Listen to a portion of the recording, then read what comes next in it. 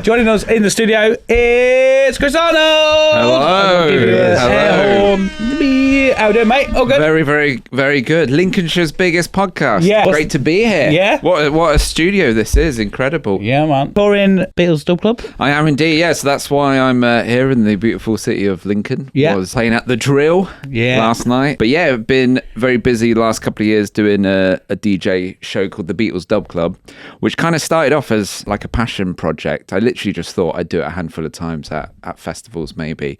And it just grew and grew and grew. And it's become like the main thing that I do at the moment. So touring around, do lots of festivals in the summer, do gigs abroad, go all over the place with it. And it's kind of hard to explain. When people ask me, people are like, what do you do? And I say, I DJ a lot, I do a lot of festivals. And they're like, oh, that sounds like fun.